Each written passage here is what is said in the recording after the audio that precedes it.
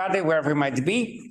It is my great pleasure to introduce WANG, who is our local postdoc here at IMPAN. And today the theme is quantum groups. So constructions of quantum groups with a rapid decay property. Without any further ado, Hua, the Zoom is yours. Take it away. Thank you for the nice introduction. First, I would like to apologize slightly because the font of my slides are slightly small, because later I will show you some long formulas, and I just learned several minutes ago that I can actually do it locally instead of globally like this, and so many slides are packed with maybe too much information. But if you I will talk very slowly. If you have any questions, or if you want me to zoom in to see clearly, just ask. Okay, without further ado, let's start.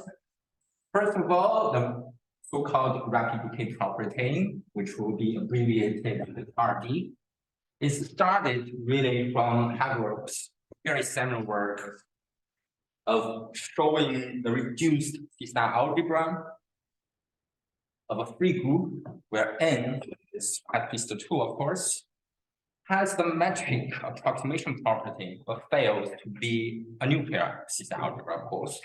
And the way he showed this is by carefully estimating the convolution norm, the norm of some convolution operators, which is kind of the essential idea related to this property. RD, we will see later, for precise formulation. Then Paul Julisson systematically studied this kind of phenomenon. He obtained many beautiful results, which we will use to construct our examples.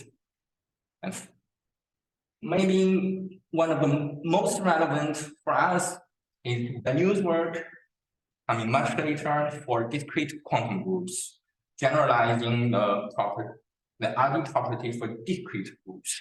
But maybe I should say a few words about this one, because actually in Vanu's paper, he showed that for your discrete quantum group has to have property RD, it has to be a cut. Okay, and later these group of authors, Bomik, Vought, and Zacharias, I hope I pronounced it right, they apply the RD property to complex quantum metric space, and in the same paper they do some kind of variant version of the property RD, which also works for non-cast type discrete quantum groups. But we won't care about that for today. And of course, there are many applications of this property, mainly related to K-theory. For example, Julisson showed that in order to calculate the K group of some C-star algebras, you can retrieve your K group using only the subalgebra of the rapidly decreasing functions. And later, of course, Vincent Laforgue has some very famous work, which we will mention later, mainly about the SL3 over the reals and complex. So this is kind of the first ingredient we need in order to construct the examples. What we shall use is what is known as the bicross product to produce quantum groups. Of course, in the theory of quantum groups, there are sometimes, I don't know if we should call it a drawback. It's not so easy to generate interesting examples. And there are relatively few procedures to producing them. One of them is, of course, the QD formations, but the quantum groups they generate is usually of non-cast type, so you won't apply here. But another general procedure is called the bicross product. If you start with classical groups, you will always get cascade quantum groups, which we will use. And there are some history about the bicross product, first, of course, by people doing cat algebra, and later Hopf algebras and things like that. And then nowadays, in the general setting of locally compact quantum groups, there's the work of Weiss and Innerman. But of course, the machinery is quite heavy and the construction is very, very complicated. But since we only care about the compact bi-coastal product, there are some simplifications given by FEMA Mukagia pattern. This shall be more or less the same approach we will adopt, but I will not follow this exactly because I want to also know the Hopf algebra actually before we know the representation. So this is some of the context I would like to talk about. Now let's get into business. And maybe I should start by motivating the property RD for discrete groups. But here is the rough idea, which is sort of to use the length to some notion of length to control the growth of the quantity you are interested in. And in this case, it's some norms. And so the formal definition of a length function is very easy. It's just it should be positively valued and vanish at the neutral element and symmetric with respect to taking inverse and satisfying this obvious triangle inequality. An example would of course be, this is sort of the classical example, the word length of a discrete group with respect to a symmetric set of generators. If you want, you can look at the K graph, and your length function is just the distance between your element and the neutral element. So you immediately see that it satisfies the third condition. But if you want to the pointer, you know what to click. Yeah. Okay. Now, so far for the length function, and once we have this length function, a sort of naive way of control the growth of your group is the notion of polynomial growth. Of course, later I will mention the famous result of Gromov characterizing the group having polynomial growth. Basically, it says that the number of elements that has length shorter than n is controlled by a fixed polynomial, which I denote by T. This is indeed independent of the natural number n, of course. This is sort of nice and easy, and we pass to the slightly complicated notion of the so-called rapid decay property in this case. And of course, there are many equivalent characterizations of this property. And for our purpose today, this is sort of the simplest one. Basically, it says that I'm given a discrete group, which I denote by gamma, and then I'm given a length function on gamma. The rapid decay property is a property for this pair, not only for the group, but also for this length function. This will be important later because we will see later that one of the very important technical difficulties in constructing examples is to find the correct length function. Okay.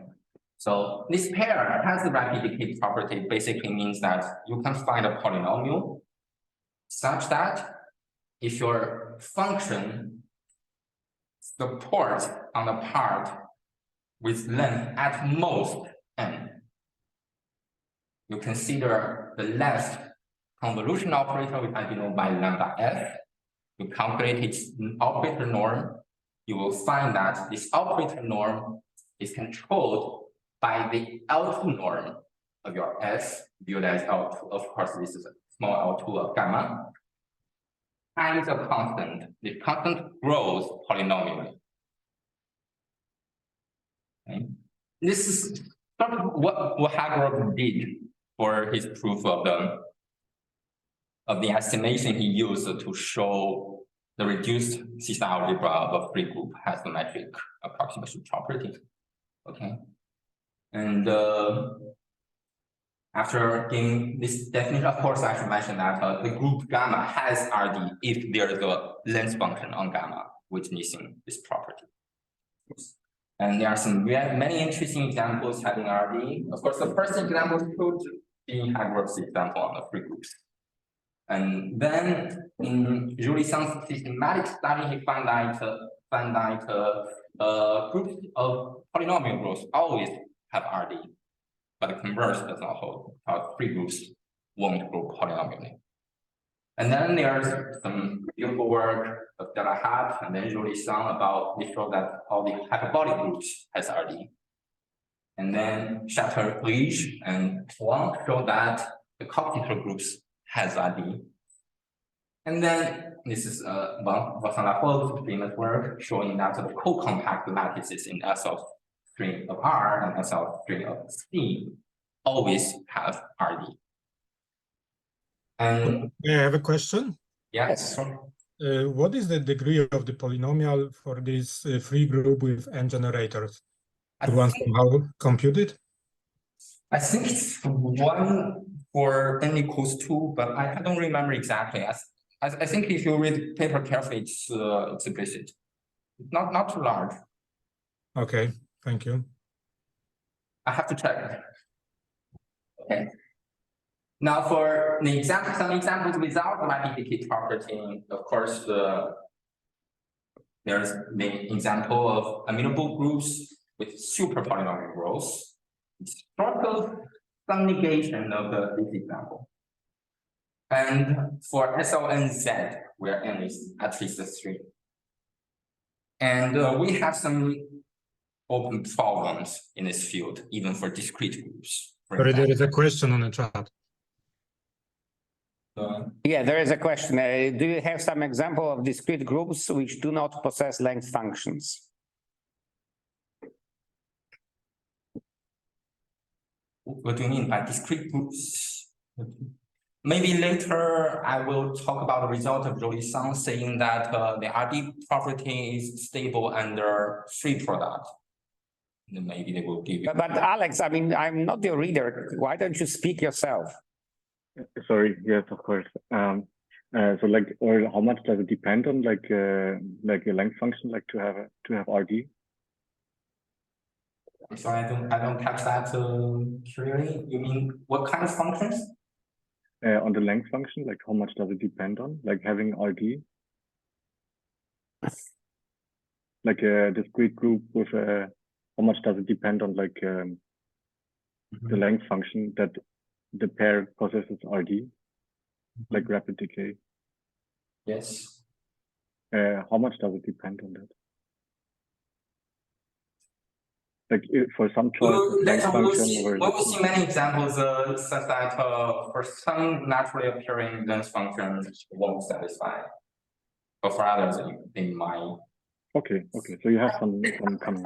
Depending on the length function, for example, you have some very stupid examples. You can take your length function to be 0. Mm-hmm. And then kind of you can only have some like finite groups and not others. It won't be interesting. And of course, you have to choose your length function very, very carefully to detect this. The hard thing for a group to not have RD is to show that no matter how you choose your length function, Exactly, yes. it won't have this. Exactly, yes. That's how I understand it, yeah. Okay, yeah. And sorry, do we assume at the beginning that our group is finitely generated? Not really. Not necessarily, yes? Not necessarily. I'm just saying that because in applications, people usually are interested in finitely generated groups, because you see that later I will mention a result of Gromov showing characterizing the polynomial growth discrete groups, and they are for finitely generated ones. And the polynomial growth is a stronger property than RD. It's very relevant for us because I want to use this. But this definition also works for all groups, and it does not have to be finitely generated. But for non-finitely generated groups, can you always define a non-trivial length? I think so, but I think so. You can take your generating set. You just have to be symmetric. You don't have to assume your generating set is finite. The word, for example, the word length is just the minimal number of elements in your counting multiplicity in your generating set. Yes. You do not need your generating set to be finite. So at least you have the word length. Yeah. Without further geometric structure. But from these definitions, you can always, for these definitions, you kind of know that your discrete group has to be countable. You have a polynomial controlling the lengths.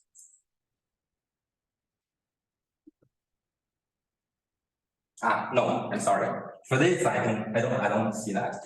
For polynomial growth, you know your discrete group must be countable.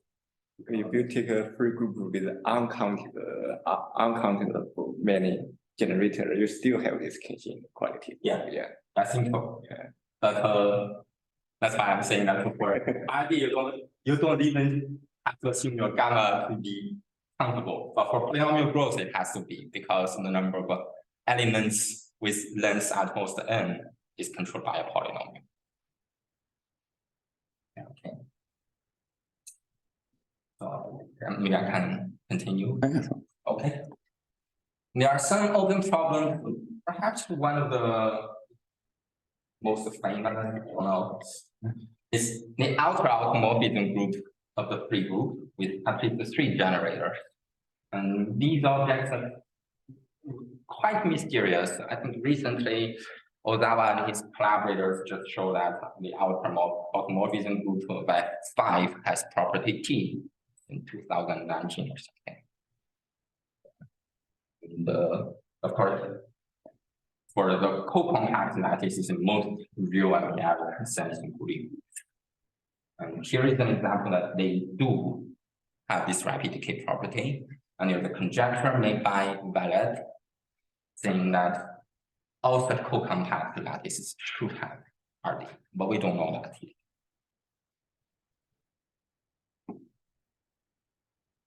Okay, now we are passing to the quantum case. So maybe just for a reminder, let me give a very brief and very quick introduction to the compact quantum groups. And for discrete quantum groups, they shall be very much more technically demanding than the compact case. So I will just cheat a little bit by saying that the discrete quantum groups are just duals of compact quantum groups and say a few words that why I'm not really cheating. Okay. So of course the famous notion of compact quantum groups is due to our knowledge. Essentially, here's the delicate part. I say that a compact quantum group can be described as a pair. It's not exactly a pair because the same compact quantum group, you can use different pairs for your C algebra and your co-multiplication. And this, we will see some manifestation of this phenomenon quite soon. Okay, for this pair, A is a unitary system algebra, so it's sort of compact quantum space, if you wish. And delta is a unitary star homomorphism called co-multiplication. And I require it to be co-associative, meaning that if you calculate the iterated co-multiplication from A to the threefold tensor using the only 2 different ways possible, they should coincide. Just like the dual version of your associativity of multiplication. Okay. And finally, the last condition, which only works in the compact case, saying that this is sort of, people always say this is a bisimplifiability condition, saying that if I calculate, this is in fact the linear span of elements like this. It should be dense in the tensor product. I should, technically, in kind, I should mention that this tensor product is always the minimal one. Perhaps one technical reason is that if you don't have the minimal one, you can always quotient out an ideal to get a co-multiplication to the minimal one. So this is the definition, which allows you to have the most number of possible examples if you take the minimal tensor product. And here are some examples. Of course, the first natural question is, does these compact quantum groups generalize the classical compact groups? And this is indeed the case. For A, you just take C of G. For the co-multiplication delta, you just take the pullback, your multiplication map. And this bicompatibility condition now becomes the following statement, saying that if I have a compact semi-group with a multiplication unit, and it has the cancellation laws on both sides, then it must be a compact group. Exactly. This won't hold for locally compact groups. There are some very easy examples. For example, you take the natural set of natural numbers n, you take addition as your group operation. It's a semi-group. It has a cancellation laws, but it's not a group. Yep. In order to make the group, you invented negative number, natural numbers, of course. Okay. So here's sort of the first class of examples. The second, these, and you can show that these are all the commutative compact quantum groups in the sense that the coordinate algebra A is commutative. And you can also demand the commutativity condition on the co-multiplication, which is called co-commutative. And you can show that these are actually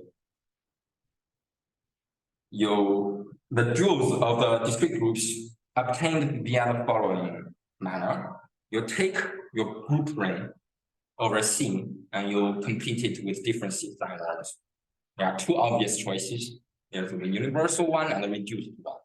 Both of them will give you a structure of a compact quantum group, and they are actually the same. They are always the same dual of the same discrete group. And this is related to whether your discrete group is amenable or not. And such a phenomenon occurs generally in this context, in the sense that for the same quantum group, compact quantum group, you might have many different ways of representing it as a theta algebra equipped with a co-multiplication, and there will always be a reduced version and a universal version. So the natural question is why we are interested in reduced version. Because if you look at this guy, the convolution, they actually if you calculate its norm, this is really a property on the theta reduced. Okay. Even though we do have many different ways of equip the quantum group with the theta norm, we are mainly interested in the minimum one, the reduced version. Okay. And of course, also, maybe it should be remarked, I mean, it's not directly relevant, but when you formulate the Baum-Kohn conjecture for discrete groups in particular, you are always, not always, but you are typically taking the reduced sister algebra of a discrete convolution of a reduced group. That's the way to do the Baum-Kohn conjecture. There are some exceptions. So there was some work some years ago of Paul Baum and his collaborators relating to exactness and basically you have some definition of what is a proper norm on the convolution algebra of your group, what is a correct norm in which Baum-Kohn conjecture should work. And in some crazy cases, it becomes maximal norm, a universal one, but typically it's the reduced one. It's this minimal one. Yeah. So it's just loose association. Actually, there is a long history of why such objects are invented because they have a very nice duality theory for locally compact groups, generalizing the classical Pontryagin duality, which is called the cat algebras. And in the 1980s, there are some work coming from mathematical physics saying that you can obtain some Hopf algebra or Hopf-star algebras that cannot fit into the framework of cat algebras, because in cat algebras, you sort of require your antipode to satisfy the property that the square of your antipode should always be identity. This corresponds to if you take the inverse in your group 2 times, you get identity. But for people working in mathematical physics, they discover some group-like structures that does not satisfy. And in this framework given by our knowledge, we also have such examples. For example, the famous example of quantum SU2, they are not of class.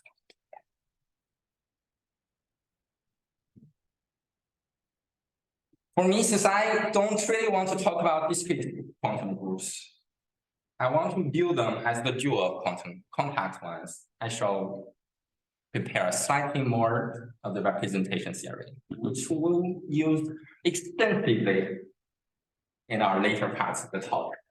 Okay, so since I'm only in the class type case, I shall give you only the definition of the unitary finite dimensional representations. For non-class type case, this definition won't suffice because the conjugate gradient won't be unitary.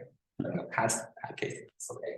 Okay, so for a compact quantum group, what is a unitary finite dimensional representation? It's simply a unitary element in this tensor product, V of H, tensor A, where of course H is a finite dimensional Hilbert spaces, which serves as the carrier space of a representation.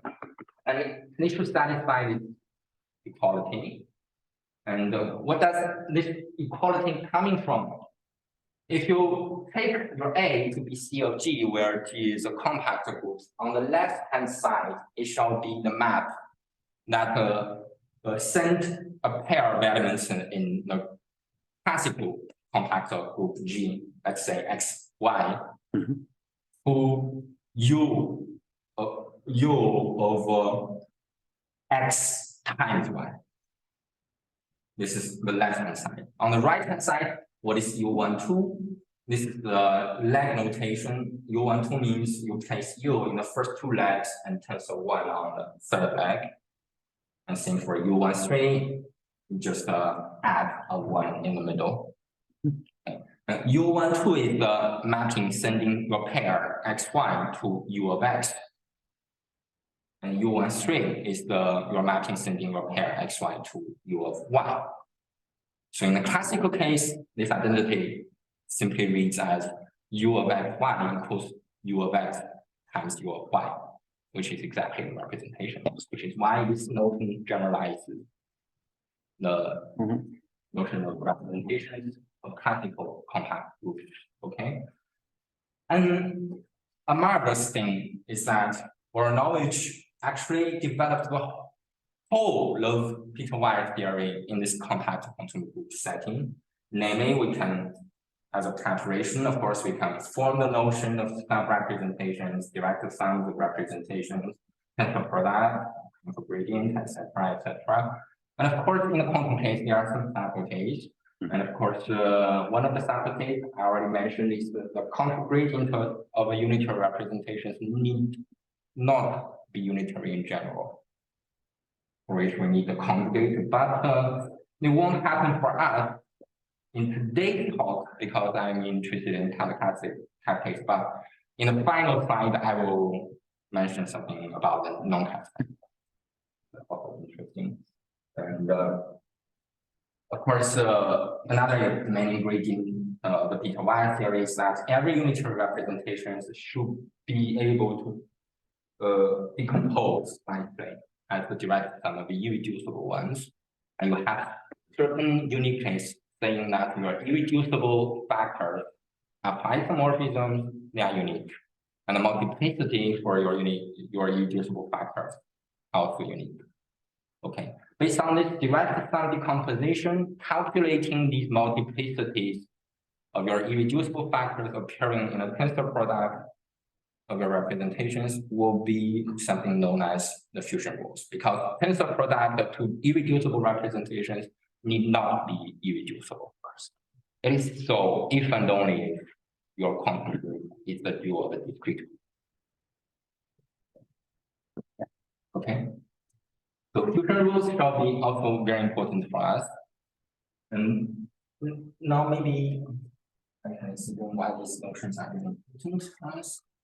So I won't, as I said, I won't define precisely the notion of a discrete quantum group, but since we already know enough sort of background about the representations, we can actually show that there's a unique result in all of these. Well, this is the result of our knowledge. Using the orthogonality relation, if you know what it means, you can actually show that there is a unique dense style of algebra lying in your theta algebra. Okay, and this unique dense style of algebra is given precisely by matrix coefficients of the finite dimensional unitary representation I mentioned earlier. And your co-multiplication is, of course, the restriction of your co-multiplication. And this thing shall be unique. And it won't depend on how you equate for your quantum group with the theta one. And of course, the antipode, the co-unit, etc., they are already uniquely determined by your multiplication structure and co-multiplication structure. Okay. Next, I shall mention that now we have a Hopf algebra, so you are in a purely algebraic domain. You can decompose your pole G, this Hopf algebra. You view it as a comodule. You ask whether it decomposes as the direct sum of simple subcomodules. And there's a theorem in Hopf algebra theory saying that such phenomenon happens if and only if you have an integral over your Hopf algebra that does not vanish at 1. Okay. And here in this case, basically you can sort of relate this algebraic theory with Voronozh's theory, because Voronozh showed that for our compact quantum groups, you already have this integral with this higher state. But this is quite a tough theorem. I mean, that's it. From today's point of view, there are many ways of showing that relating. For example, you can also say that the tensor category of finite dimensional comodules is semi-simple. They also exist. And if you relate these objects together, yeah, it requires work, but every step along the way is more or less natural. And there are some Cesaro means, some fancy arguments. Basically, if you're really interested in the proof, basically it's just that using your integral, you can fabricate from any linear operator between your representation spaces. You can average it out using your integral to get an intertwiner of your representation.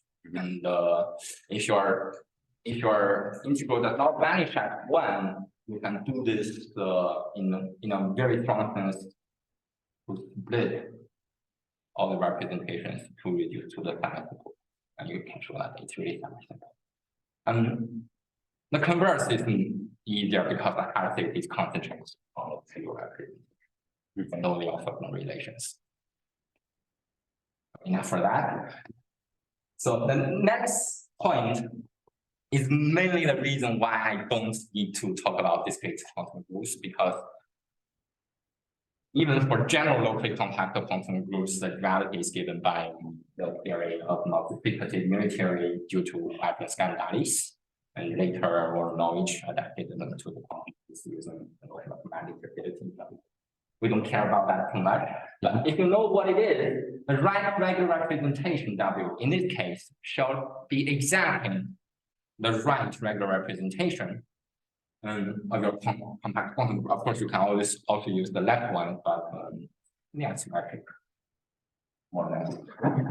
So this right regular representation, usually it's infinite dimensional. I really want to avoid talking about infinite dimensional representations. It's more complicated, but if I'm more interested, I'll try to say a few words about that. But anyway, it's infinite dimensional representation. You can view it as an element in the tensor square of your L2 of G, and this shall become a multiplicative unitary, and its right leg gives you the compact quantum, the coordinate algebra of your compact quantum group, and its left leg is the discrete dual. And since the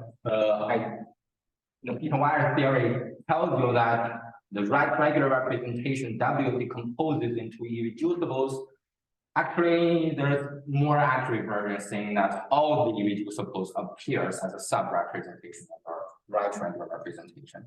So basically, this right regular representation encodes all the duality theory. And if you know your representation theory enough, this right triangular representation is unitarily equivalent to the direct sum of all the irreducibles with multiplicity equals to the dimensional representation. So if you know enough about the representation, you know this multiplicative unitary and it already encodes the dual. So philosophically speaking, I'm not really cheating because the representation theory already encodes all the information I need from the discrete dual. And of course, now the natural question is, how do I know the irreducible representations of the compact quantum group I'm interested in? Usually, this is a very tough question. And luckily, in our case, I can sort of describe this Paul G more or less directly. Then I view Paul G as a co-module. I can describe its algebraic structure. Namely, I can find all its simple submodules. And if you know the language, the simple submodules of Paul G translate back exactly to the irreducible unitary representation of G. So this is sort of the main idea of how I shall classify the representations of my bicursor product, which I shall explain later. Okay, so enough about quantum groups. Let's talk about how I adapt the notion of RD and polynomial growth in a quantum setting. This is a work due to Daniel, of course, and this is not his original formulation. But of course, the class-type quantum group, this survives. In his original formulation, he used, instead of this Sobolev zero norms, he uses the Sobolev S norms for any real number S, positive real number S, because he has a theorem showing that if it has RD, then it must be a cut. But once you know this, you can simplify, slightly. And so, what are our settings now? Our setting is that now I'm given compact quantum group G hat. So I'm not really interested in this G. I'm interested in this discrete dual, which I shall denote by G hat. Okay. I want to have a length function on G hat. Sorry, may I ask you just a completely stupid question? Is this cut type preserved under the Pontryagin dual? Yes, it is, right? If something is cut type, it is. No. Yes. Okay. Because you already have a duality. This cut type are exactly the cut algebras. Yeah. If you use the Polynomial algebra, Yeah. and you already have a duality. Yeah, I don't go to the duals again. I have a squared identity. Okay. The dual It's cut type. and vice versa. Yeah. And your length function on the discrete dual this time shall be a map from the set of equivalence classes of irreducible representations to positive reals. Why this makes sense? Because if you take a G to be the discrete, the compact dual, the discrete dual, your irreducible representations are actually indexed exactly by elements of your discrete group. So if you formulate this notion as this, the principal product of a representation in the previous example of a compact dual of a classical discrete group corresponds exactly to the multiplication of your discrete group. So this definition of length function is actually a generalization of the length function on a discrete group. Does that make sense for you? Okay, now we nailed the notion of a length function, and we shall do some approximation. The first ingredient is that I should fix my function space. The function space I shall use is usually denoted as CG hat. This shall be the algebraic direct sum of the series of blocks of matrix algebras B of HX, where HX is the carrier space of your irreducible representation. Of course, they involve a choice because this is just a task you have to find something. But the actual result does not depend on your choice, of course. And I have a question. Yeah, sure. Could you explain how this length with respect to a symmetric set of generators implies this condition number 3 for this generalized length function? Maybe I can. Yeah. Okay. So if I have a discrete group. Yeah. Um, non-abelian discrete group. yes. Yes. When I see the set of symmetric generators R is the relation about R. And G is the dual of gamma. As I said, it's the let's see star. Let's use the reduced verb. That's the choice, not important. Oh, sorry.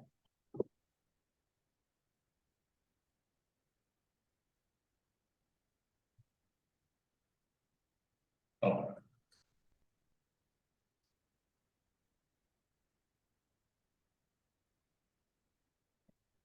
And where third time, the co-multiplication sends my element, the delta function on the group ring to delta S into delta S.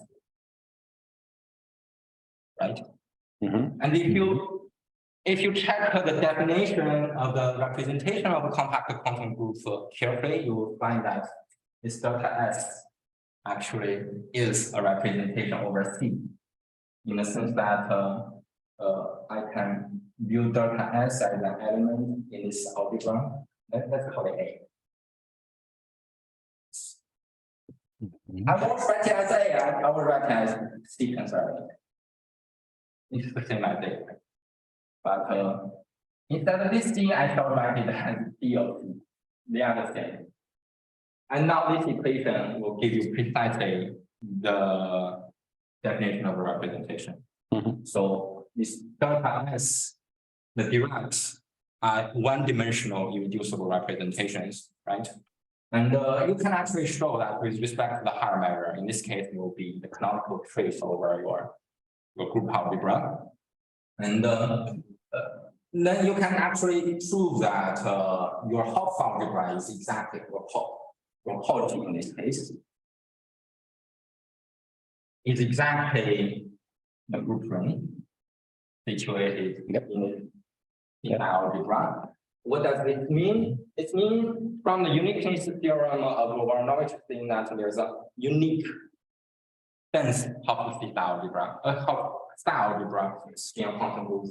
The Hopf algebra in this case shall be exactly this group. In other words, these are all the irreducible representations, and they are pairwise non-isomorphic because they are orthogonal with respect to the canonical trait.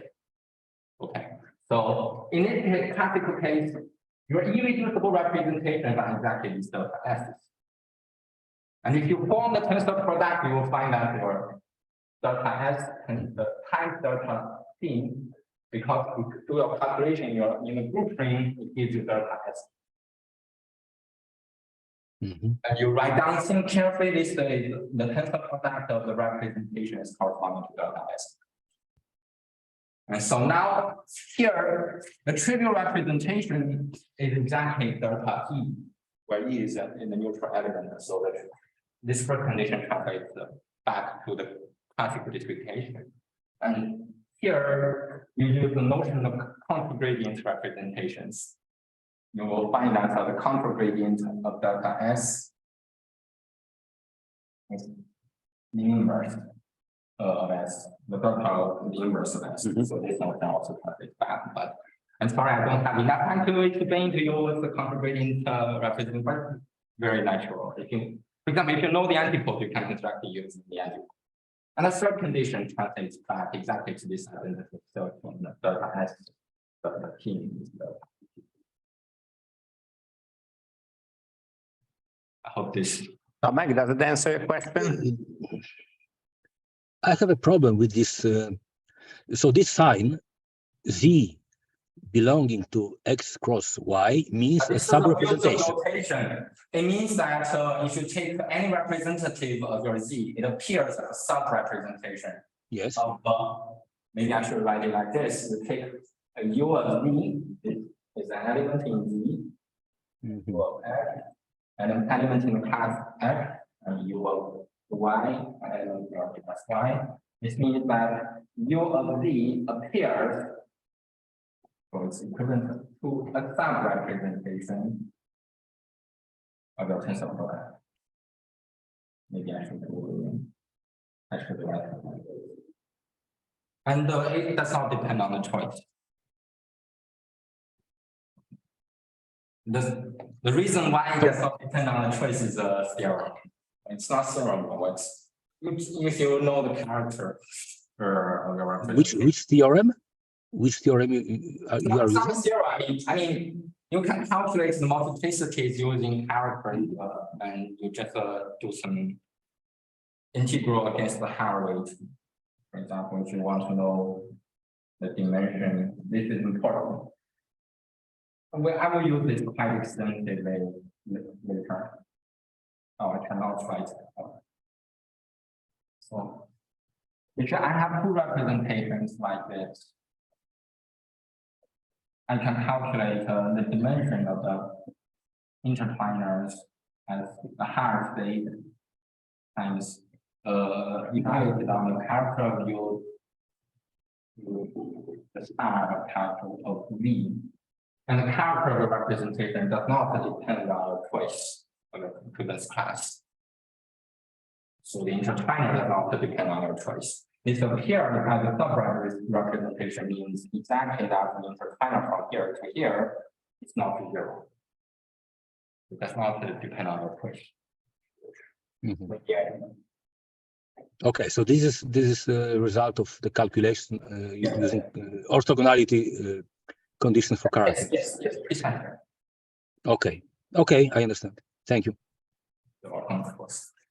Maybe I should speak a little. So it's quite bit. non-trivial, in fact. Because I still have many things to present, so if it's clear for you, I'll just proceed.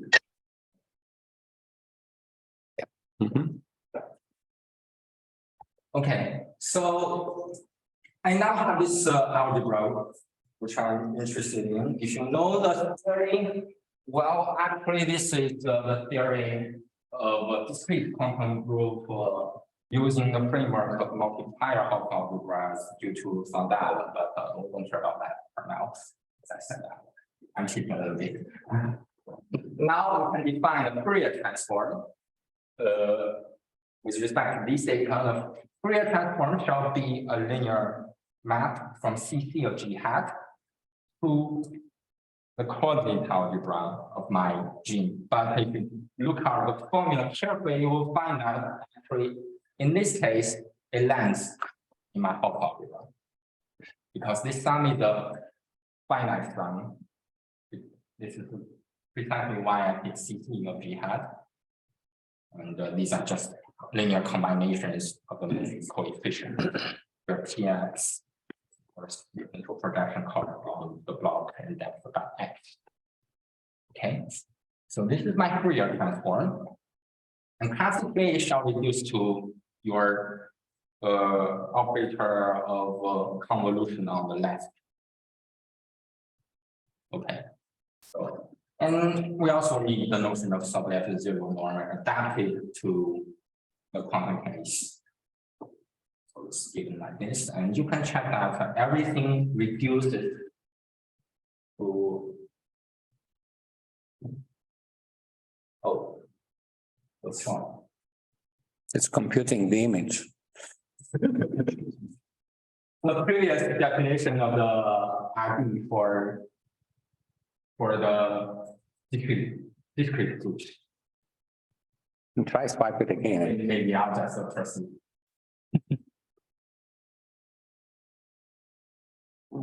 Yes. Because I write too many things. Oh, horrible. And it should come. That's the slide you want to talk about. Wait, let me try.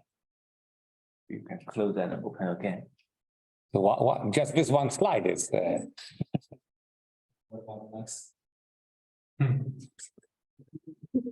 That's the slide on the definition of the RD in the discrete quantum. Yeah. okay, that's really funny because you see other slides work. Okay, but we have to get it. No, this is very bad. So let me. Maybe I can just explain the idea now. Yeah, explain the idea and I will handle it. The idea is that the Fourier transform is really the operator, is really the left convolution operator if you look at the blueprint. So the essential idea is that you want to control the norm of your Fourier transform using the Sobolev zero norm, which will reduce to the L2 norm in your discrete group case. Of course, you multiply a constant, which shall be given by a polynomial your length. That's essentially the idea. Yeah. Okay.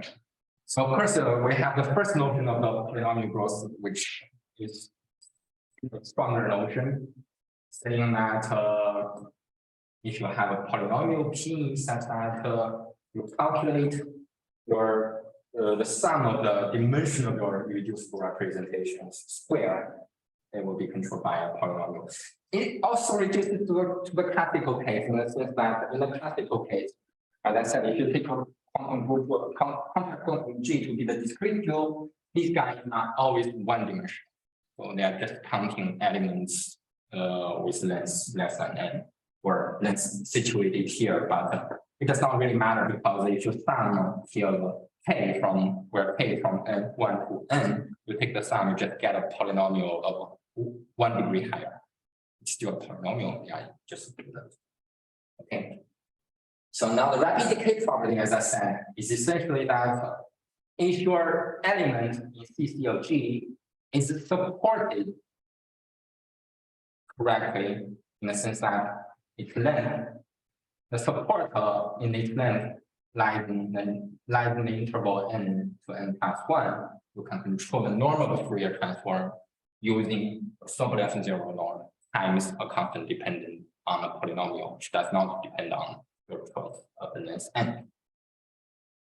And classically, if you take your G to gamma hat, where gamma is a discrete group, it gives you back the original definition. Okay. And of course, we say G hat has polynomial growth for property RD if there's a length function which is distinguished. Wait, but here your G is still classical or not? No, it's a compact quantum group of class. Ah, okay.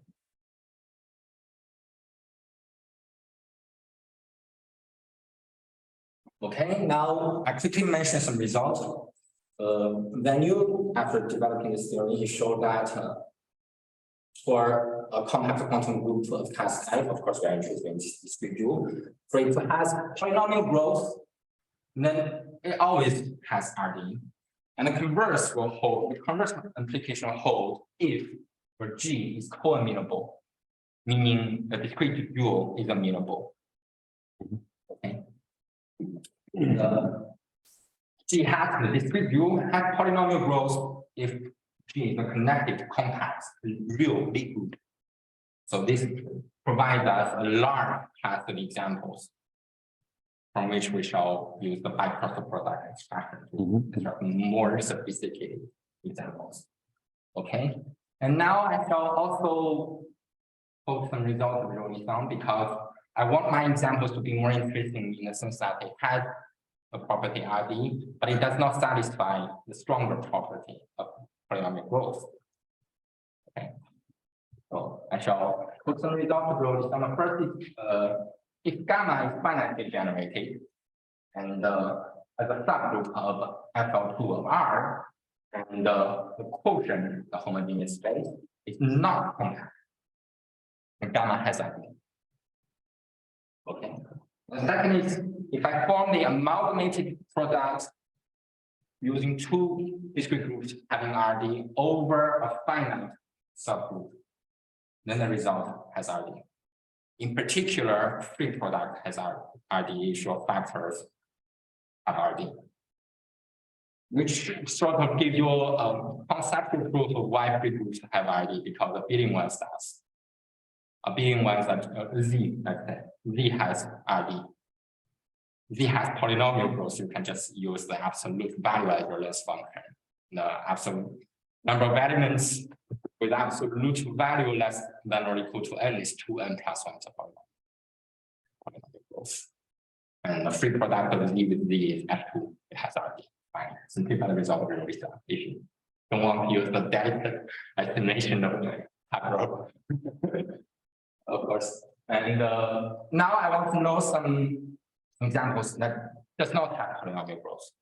Sorry, may I ask a question? Yeah. Could you give us a hint how this polynomial growth implies that G hat is abelian?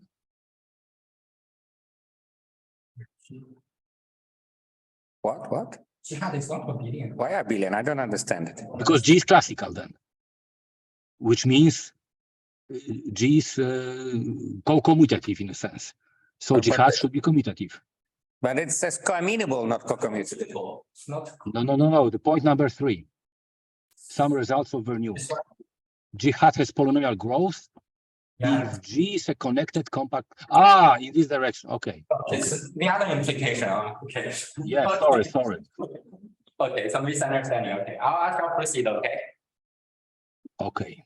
I have a small screen, so Yeah, that's what I told you. I That's revert to all the this implication. Sorry.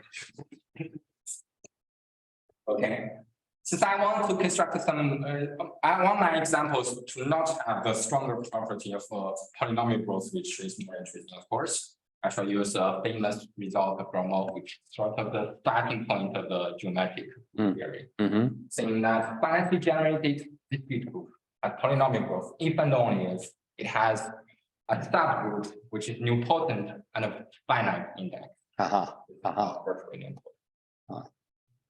May I ask you some stupid questions? So I'm just wondering, this RD property, is it hereditary? So if a group has RD property, subgroups also have RD property? I don't think so. No. Okay. I think you can already have some feeling using this result. Okay. So that's why in your point number 2, in the second sort of box, you assume that this A is a common finite subgroup, not arbitrary. Okay. Okay. Now I'm with you. Okay. Thank you. Okay. Now our final ingredient. Talk about the construction of examples, which is the bicrostal product. And the input data for forming this bicrostal product is what we call a mapped pair of groups. Okay. And if you want, these are the correct definitions, but they are not really natural to understand. There's a much nicer definition saying that for a pair of groups to be mapped, of course, I mean the locally compact case, but in my case, I shall assume my D is compact and gamma is discrete because I want my bicrostal product to be a compact quantum. But we can do it much more generally using the framework of bites.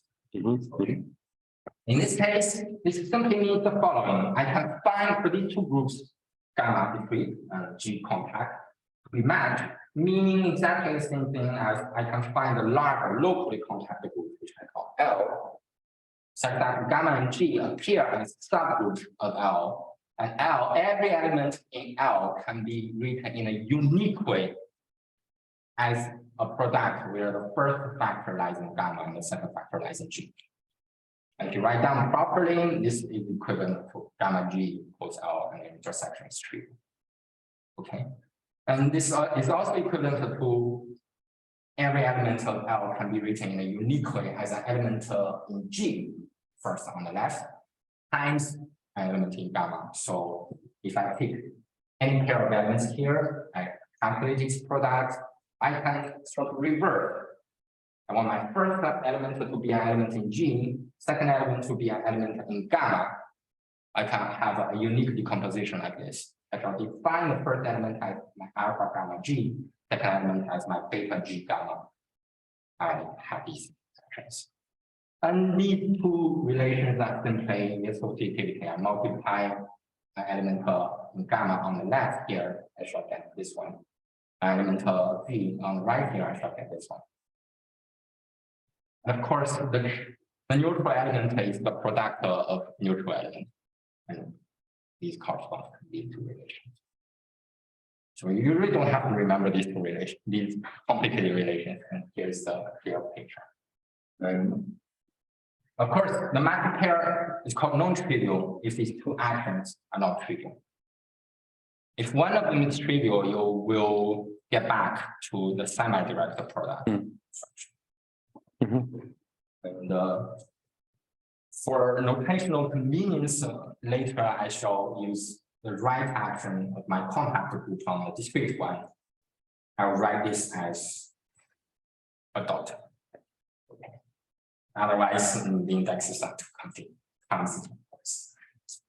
Okay, now I can talk about the backcross product construction. As advertised, I really want to construct its polynomial algebra, the unique dense style algebra, because, as I said, I want to classify all of its irreducible representations. One way to do that is to know the structure of the simple submodules. And so here's just some calculations of how this can be done. Maybe I just, if I don't have too much time, maybe I just highlight the points here is that actually you can show once you have your matrix pair relations, you can prove both of your actions are continuous. This is automatic. And using the continuity, you know that the theta orders are all finite because they are the image of a compact group G. Or compact things in discrete gamma is always finite. Okay. And another key observation is that if I consider this subset of my compact group G, which is the subset of elements sending an arbitrary element R in gamma, well, another element S in gamma, what I shall get is a set which is simultaneously open and closed. Simply because any element in your discrete space is simultaneously open and closed. This is very important. In particular, if S equals R, I shall simply denote it as gamma. This is the isotropy group of your action based on the open subgroups, finite index, of course. And then immediately you would think that for representation theory later, you want to reduce representations of your smaller open subgroup to your larger ones. This is sort of natural. Okay. These are some notations. Here comes the construction. You can actually form an algebraic cross product. Here's the construction is here, of course. Yeah, here. Of course, you can already form your cross product using actions of gamma on your theta algebra C of G. But actually, using the matrix pair relations, you can deduce. This is not completely trivial; it requires some work. But actually, you can show that the action from elements of gamma on C of G actually restricts very well to pole G, meaning that it restricts as an automotive as projection of pole G to pole G itself, which allows you to form the algebraic cross product. Okay, and now we shall give a whole algebra structure on this guy. I shall also give it a positive integral as the higher state. And using the GNS construction, you get a compact. And you have this algebraic data, you classify its simple submodules, you will get all the irreducible representations you need. Okay, this is the gist of how to get the very complicated formula we shall see later. Okay. Just quick, stupid question. When you take Drinford double, isn't it again a by cross product construction? Oh. Because it I'm looks, not really sure. okay. It smells the I'll same. get back to you, yeah. Yeah, it smells the same. We can discuss it over dinner. Yeah. Mhm. Okay. So here are some formulas of giving you the additional structures like the co-multiplication, the co-unit, the antipode, and the integral, which serves as the higher state later. And I don't really want to bother you with the precise form of these formulas. I just want to say that they are sort of natural if you consider extensions. You know, there are really not many choices. If I don't have much time, let me just leave it be. And 25 minutes. I just want to highlight from this integrated formula, you know, higher integral is actually a trace and do an explicit calculation, saying that higher integral being a trace in a compact quantum group case is an equivalent characterization of your compact quantum group is a test. Yes. So the bicross product we shall obtain is always of cat.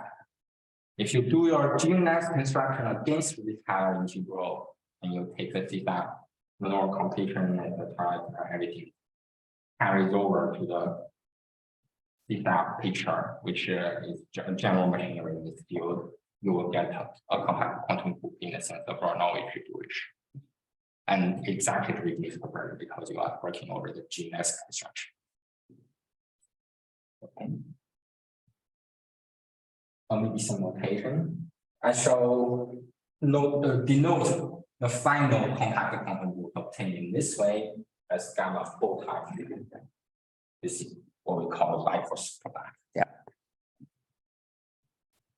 Of course, now comes an important thing, which is how do I know the representation theory of this bicross product? Because if you see the definition of the discrete for the Replication and polynomial groups for your discrete quantum group case, these guys, these x or x's, they are the equivalence classes of irreducible representation, which require us to at least know how the irreducible representations look like.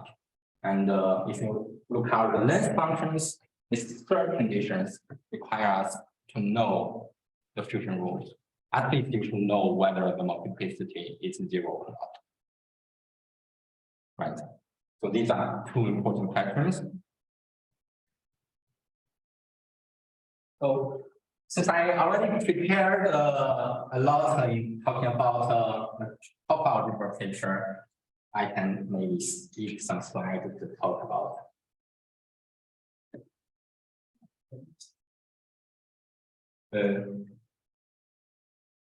This is very complicated formula. It actually comes precisely how do you describe a simple co-module of this top algebra. Okay. Simple co-modules are generated by one element. Okay, and here you are canonical basis vis-a-vis the elements of this form, If you use the matched pair relations and do the calculation of the structure of the co-module generated by elements of this form, you shall immediately arrive at the representations corresponding to such subcomodules generated by one element, and they will be exactly this form. Okay, so I won't talk about the precise definition of this. I just tell you how do you obtain it. And if you choose your file carefully, you get all the irreducible representations because by construction, you know your representations. The coefficients shall be exactly the elements in your subcomodule generated by this element.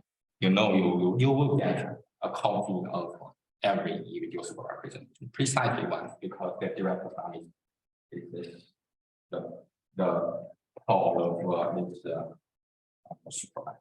Okay, this is the idea of how we do the classification. But here's the main result for the classification of your irreducible representations on the bicross product. Basically, it says the following.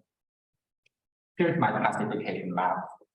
And since I have a right action of G compact group on the discrete group gamma, I can decompose gamma into the G orbits, right? And for each orbit, I can take an isotropic subgroup of G, which is an open subgroup of G, as I said earlier. And you can, maybe I should say that you can view this representation as a representation induced by another representation of the isotropy group in your orbit, where O is the orbit. Okay, you can take any one of them, it's just a copies. The result you shall obtain will be isomorphic. And the main idea is that you decompose this specific set first according to the orbit with respect to the action data, and then for each orbit you choose an element in this orbit. Anyone will do. It won't after isomorphism, it won't depend on your choice, and you take the isotropy subgroup of the element. You do an induction. You put it nicely. It shall be exactly the previous representation in the previous slide. And using your co-multiplication structure and the description of the co-modules, you will find that if you do your construction like this, you get exactly all the irreducible representations, precisely one. Okay, this is some complicated work, but I don't really have too much time to explain it. It's difficult. Let's just see. So basically, the idea is that I have this classification map, and using previous functions, and the next important difficult thing is to calculate fusion rules in order to fabricate the length function. And using this classification map, we already know something about the length function on the bicross product. And so there's a typo. It should be the bicross product. Gamma rotation. If I want to consider length functions here, I can pull back, put the length function back along this classification map. It suffices to know how the length function takes their value on each of these simpler components. These things is completely classical. It does not depend on your quantum group structure. They are just an induced representation of an open subgroup of G. So this is something we can describe classically. And here is the quantum group, more difficult. Okay. And now for the fusion rules, it's even more complicated. The basic idea is that you can actually decompose the product of two different beta orbits as the disjoint union of a bunch of beta orbits. And it follows from the master pair relations. Okay. And you decompose your tensor product and the Hilbert space of your tensor product and smartly you shall find the treated version of the tensor product, which allows you to calculate the fusion rules using the fusion rules for smaller groups, classical groups instead of the quantum ones. So here is the formula for the fusion rules. I don't have too much time, but I can give you how basically the gist of the idea. It's simply that for these representations, irreducible representations of my quantum group, the bicross product, I obtain them as twisted versions of the induced representations of some smaller open subgroup of G, right? So for W3, I can consider this open subgroup G gamma through the gamma string is an element in the orbit associated with W string. And similarly for other symbols. And this twisted product is precisely the smart way of decomposing the tensor product I talked about earlier. It shall also be a representation of G gamma. Now I can calculate the dimension of the intertwining space. And this shall be exactly a multiplicity of W3 of term the tensor product of W1 and W2. And this gives me the fusion rules. Okay. And maybe I should say a few words about how do you actually get this twisted tensor product. The way we actually do it, it's mainly Stephen's work. He looked at the we actually, if you really want to calculate the how do I say the dimension of the intertwining space, now you have the product of 3 characters. Also, you see, you will know the higher measure of the character of W3 tensor character of W1 star tensor times the character of W2 star, which is the product of 3 characters. It does not allow you to use the orthogonality relation.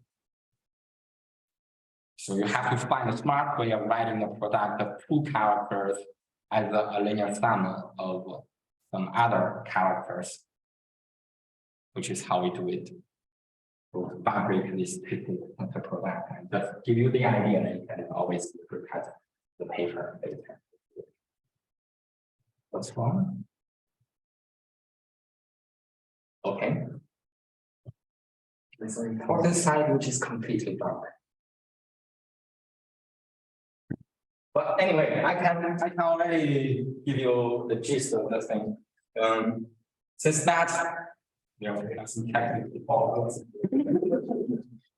Sorry about The blank slide says the following. I want to consider the length function on the bicrossal product, the dual of the bicrossal product.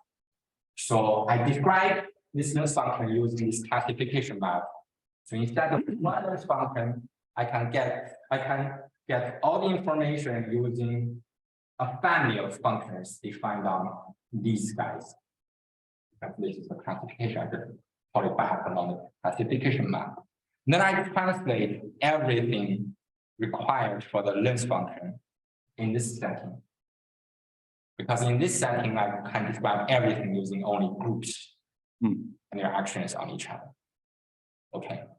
And you formulate everything carefully, you will get a notion of what we call a matched pair of length functions.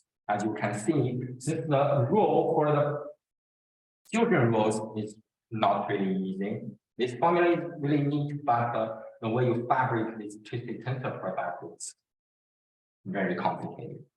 Okay, so you can imagine that the family of maps starting from these guys, they are related in a quite non-trivial manner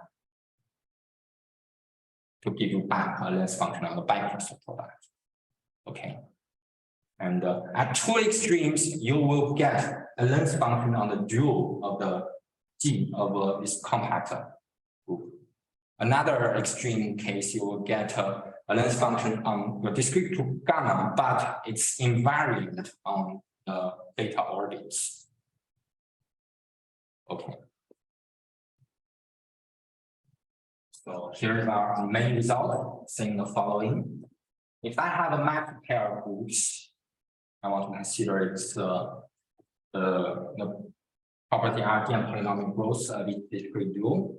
The result says that it has this property if and only if I can find a matched pair of length functions. Matched means I can find an intermediate family of mappings I just like explained, satisfying some very intertwined relations determined by the representation. So, which is the same approximation property, whether it's polynomial growth or rapid decay, on gamma and on the discrete dual. And of course, then now we do, this is an equivalence condition, a characterization, if you wish. The main point of the second thing is that you can describe everything here using only groups and their actions on each other. And the representation theory of some of its open subgroups. But as you can imagine, it's generally very, very difficult to check if I have two length functions which using similar approximation properties, whether these two length functions are matched. Because the representation theory of the bipartisan is very complicated, which is the main idea what we want to study more carefully about the examples, right? So I'm glad I still have 10 minutes to explain that. 10 minutes. So here comes the main gist of this work I really want to explain is how do we construct examples. And there are usually not too many ways of generating the master pair of groups. You can, as an exercise, you can consider the master pair of two cyclic groups. It's already complicated enough, okay? But anyway, there is actually a systematic way of producing such pairs. Of course, there are many other examples. Here's a systematic way of doing it, using fitting the semi-direct product using a finite subgroup. I think this is a very beautiful construction found by Pierre and Patry and Mukherjee in their work. I really want to explain this. What we do? Actually, we start with the dynamical system of a discrete group gamma acting on a compact group G. With respect to this action, I can form a locally compact group, which is the G semi-direct product. Right? And I can take, in many cases, I can take a finite group, subgroup of gamma, which I call lambda. Lambda is finite. I shall also require does not lies in the center. I can actually form another action of lambda on this locally compact group and form yet a larger locally compact group denoted like this. And if you take these two components, it shall be a subgroup which is compact. And you take this one, it's a discrete subgroup.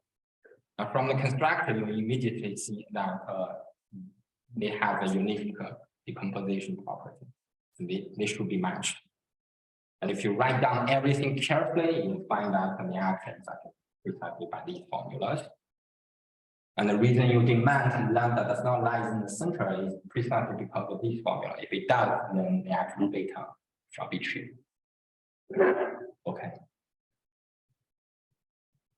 So basically, the master pair we obtained shall be the following. The discrete group is still my original group gamma.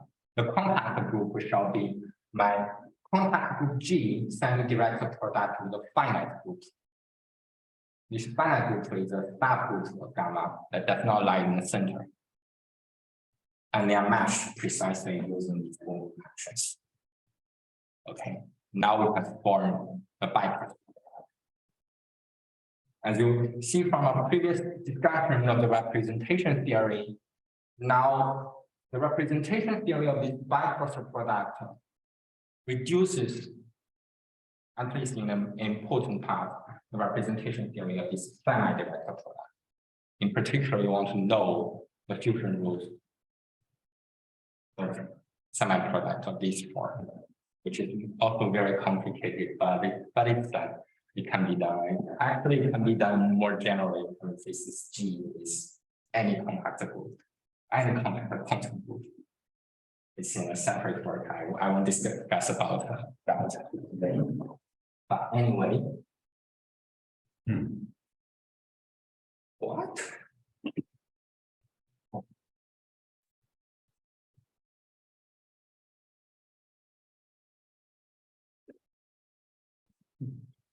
That's what you want. Okay. That's called artificial intelligence, you know. Yes. So using this particular class of bycross products, I can explain how to fabric examples now. And basically, we have we shall have a sufficient condition allowing us to give already some examples. And we also have a really much nicer characterization of the RD and polynomial growth in the sense that I no longer need my weakness in length functions to be matched, which is sort of the main point, right? Okay. For the sufficient condition, it said basically the following: if my length functions, which is in RD or polynomial growth, satisfies the following condition. The first is, of course, the function on the discrete dual of my compact group G is gamma invariant. Wait, just to remember your preamble. So G is compact quantum group of cut type. No, G is now it's a classical compact. Okay. You change notation from. And gamma acts on G. Okay. Topological automorphisms. Mm-hmm. So you have a natural notion of gamma invariance. Mm-hmm. You require this gamma invariance. And now you require your length function on your discrete dual to be invariant along the action of your semi-direct lambda of gamma. Then the resulting dual of the compact bycross will have the same approximation, regardless how you choose these two length functions, as long as they are invariant in these senses. The main point is that previously we need these two functions to be matched, which is extremely difficult to verify. Now we get rid of this difficulty. Okay. But where does lambda come from? Lambda, this is the way you fabricate your matched pair. Lambda is a finite subgroup of gamma that does not lie of enter. Okay, thank you. Mm-hmm. The matched pair for the compact group part, you take the semi-direct product of lambda with G, which is compact. It's not G, it's lambda semi-direct product. That's semi. Mm-hmm. Okay. The drawback is that this is not a characterization. The converse, we do not know how to show the converse. Okay. And under some mild additional assumptions, we can actually get a converse. The assumption is the following. Remember, previously I have a group homomorphism gamma to automorphism groups of G, right? I can quotient out the inner automorphisms and obtain the composition from gamma to the outer automorphism group of G. For this setting, if I suppose this homomorphism has a finite image, then you can completely get rid of the length functions. Here's the final result. If you have this finite image assumption, then the discrete dual of your bycross product obtained in this way of fitting the semi-direct product using a finite subgroup has these two approximation properties precisely when the original two have the same. I'm sorry, there's a typo here. This should be G, the discrete dual of our compact group G. They have two typos to correct. Yeah. So now the main point of this theorem is that not only do we have a characterization now, we also completely get rid of length functions. Not only do I not need the length functions to be matched, I also you see from the previous slide.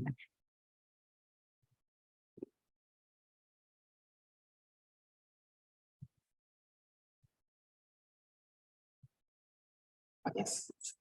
From this sufficient condition, we at least require these two length functions to verify some invariance conditions.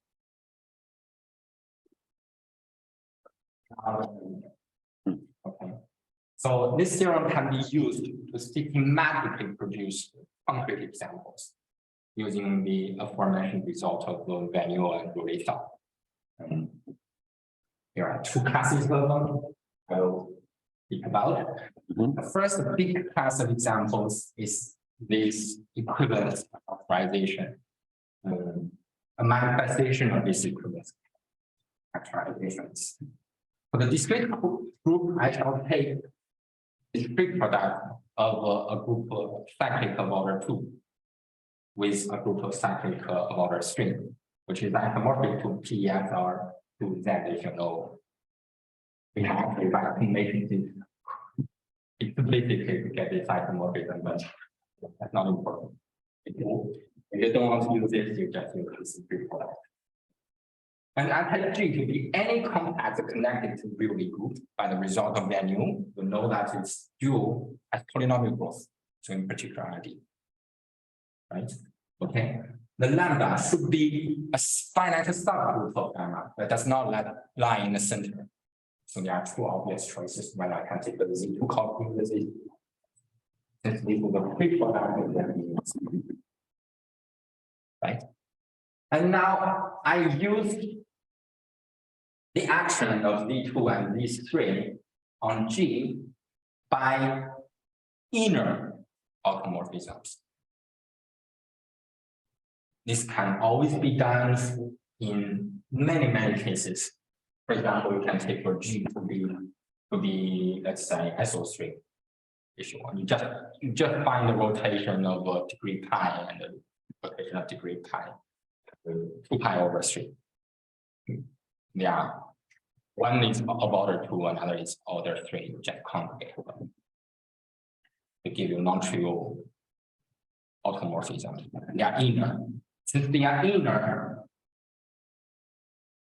if you can hear the image of this top product is trivial, is 1. So the hypothesis of this theorem B is verified. And the result of Julie Song tells you that the free product has rapid decay. So this gamma has rapid decay. So using theorem B, you can conclude that the discrete view of this complicated by-cross product has rapid decay. Okay. As for polynomial growth, we can quote the result of Gromov. This is a group that is not virtually divisible. And so if my theorem B is an equivalence factorization, it won't be. This is a very interesting example. If you vary your point of view, you can get many. And there are some other ways of obtaining similar examples using theorem B. Since I don't have too much time, maybe I just want to point out. Actually, using the classical quantitative duality for finite being groups, you can actually construct another set of examples, which is more ad hoc. You cannot use theorem B in this case because for a Billion group, once you take the automorphism group, everything is outer automorphism because the inner automorphism is trivial. Right? So I really in a case that there is a sharp contrast with the hypothesis of theorem B, but still you can get via some very complicated construction, you can get examples of that by-cross product which still has rapid decay, but does not grow polynomially. So there is something going on here that I don't completely understand. For a long time, I really want to unify these two approaches, but I throw in some stuff now and then, and I really don't succeed there. So I decided I'll just stop here and work on something else. And let me finish by giving you some further remarks and maybe some problems to think about. And that's our homework, right? Well, maybe not for in a short term, but it's really, I think many of these problems are really difficult, I think. And some are more interesting than the others. Okay. First, some remark. We do first remark on this. Something I think I already mentioned. We do have a good understanding of the representation theory of the semi-directed product, especially the fusion rules. The classification is already known systematic machinery on the used representations, right?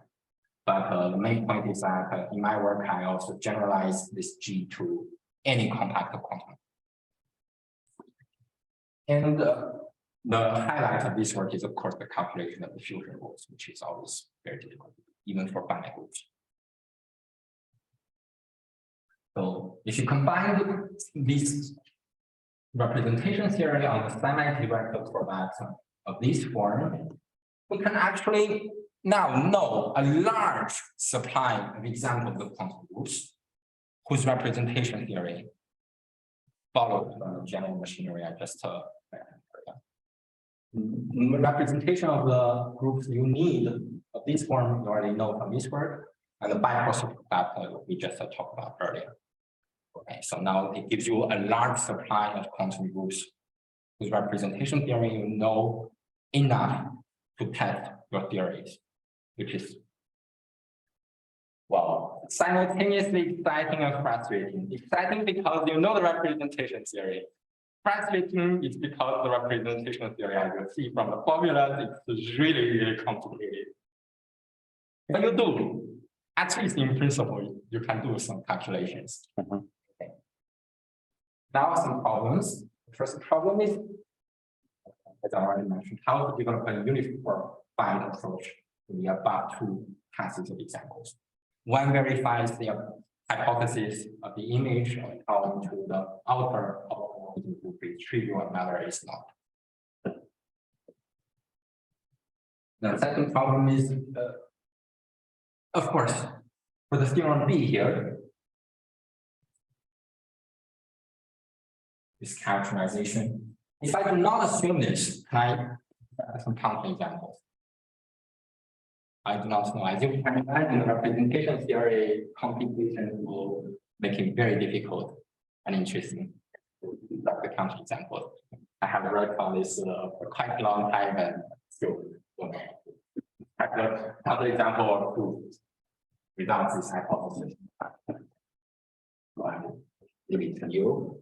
And of course, the third problem is what can be said beyond non-constant case. Of course, we can't use the notion of value to talk about rapid decay because we know such examples shall always be of cast type. But you, as you can see, you can always talk about representations. Okay. So you can generally, the idea is that how can you describe the classification of the irreducible representations of the general method, for which you have a discrete quantum group matched with a compact quantum group, still have a compact group. But this time it's no longer very, very difficult. And the last problem is, of course, we have this very abstract formula which express the fusion group. But sometimes we have some quantum groups coming from combinatorics, easy quantum groups. It would be very interesting if you can explain or calculate it related to using combinatorics of your formula for the future groups, which abstractly is very complicated, but combinatorics maybe we will give this. That's how I would like to talk about. Let's stop here. Thank you. Thank you very much.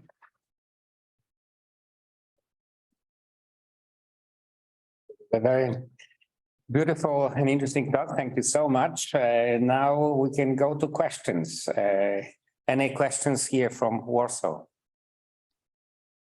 I have a question. So, does your construction of this bicross product example reflect them in your theorem, this procedure in your theorem, does it also preserve the hard property? So, but the hard property is really much. I would say it's much easier from the work of Imam Kaji and Patrick for that page. So you mean if you start with this two conditional negative length functions on your two groups, and then you take this procedure. It's already done in work of Imam Kaji and Patrick. So after this procedure, you still get a conditional negative length function. Okay. I think so. If I remember correctly, the only remaining, well, maybe not only, but one of the main remaining approximation property that is still open after the work of Imam Kaji and Patrick is this rapid decay, because it requires a deep understanding of the representation, especially the frequencies. But for others like property T, amenability, relative. So you can also do weak. It's already done. It's already done in previous work. Imam Kaji and Patrick. So you mean they can also do it for weak amenability? I think if I remember, I think amenability also.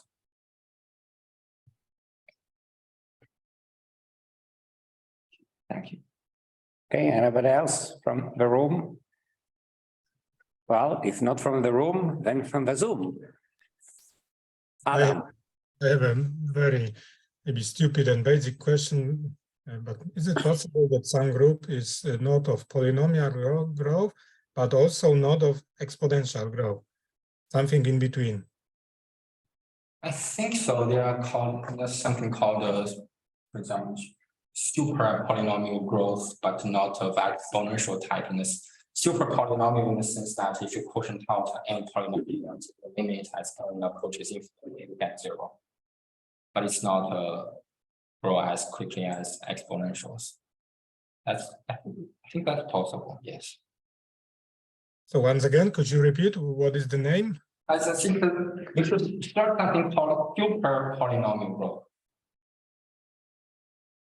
Super means it grows faster than polynomials, but not really of exponential type. Okay, thank you. Gushuk group or something like that. Yeah. There is a suggestion in C. Grigorchuk groups. Okay, thank you.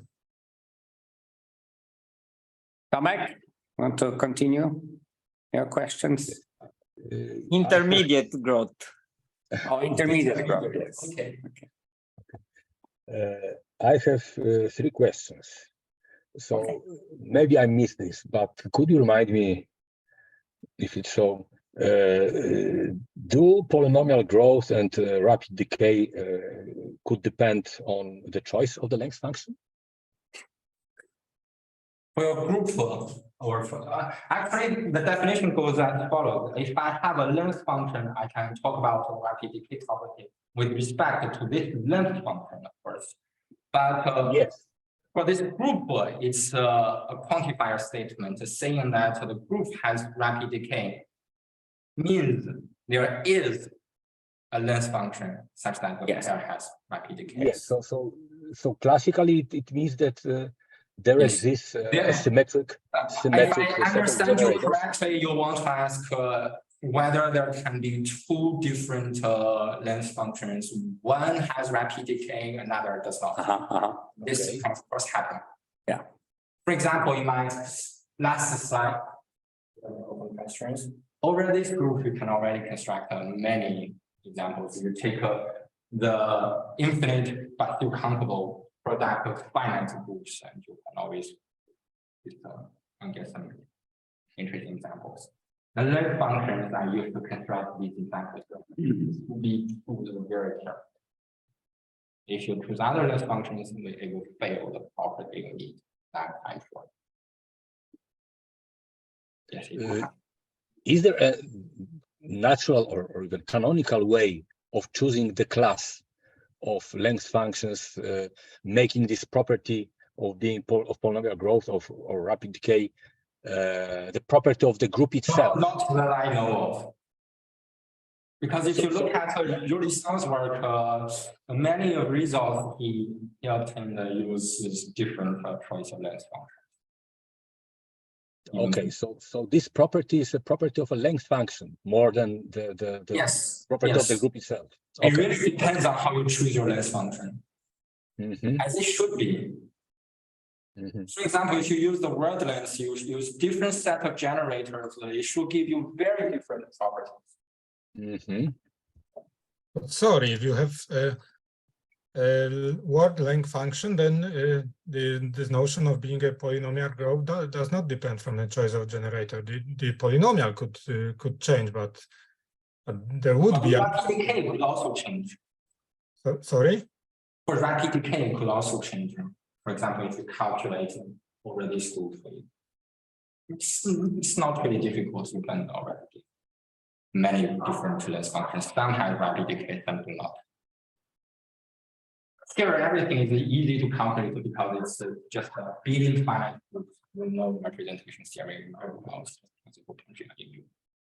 You can already calculate, find many interesting. I'm sure that over this kind of examples, you do have different length functions. One has rapid decay, another does not. One has polynomial growth, another does not. Okay, Tomek? Okay. The second question about the problem number 3, about extension to the non-cast case. Sorry? Go ahead. I mean, mainly about representation theory, but without representation theory. Yeah, but you haven't heard my question yet. So my question is, what kind of problems arise for non-casts? One of the, at least from the way that I approach it, for classifying the reducible representation, which is sort of the basic problem class, let's say, is that maybe I should go to the next slide or the Hopf structure. We do have a construction on the Hopf algebra level. I think it's due to my G, but there are some additional properties, some difficulties. If you really want to classify the reducible representation, you still want to ask in this setting, you want to ask what is the comodules generated by this type of elements, right? Okay. Because that's how I do it in the classical case. But if your discrete quantum group, if your discrete group is not a group, it's a quantum group, you got us to be replaced by something quite badly. It's very difficult to do. So what I actually did, I do have some partial results, but it's not very good enough. What I actually did is I assume gamma is a discrete group, but I want it to act on a quantum group. So we have this bunch of pairwization. But here, the problem becomes that your action data of your compacted quantum group on your discrete group gamma shall become very difficult to describe because you describe them using co-cycle. You do not have these kind of elements form this nice reduction of representations of open subgroups, something like this. Does that answer your question? Yes, but it provoked. If you have some ideas of how to do this, even in the case of you have this group acting on a compact quantum group, I'm really happy to discuss it with you. Okay, you have this property of the Haar functional Yes. for cats being a trace. Yes. Okay. What if you could replace the trace property by twisted trace property with some modular automorphism? Could it be help to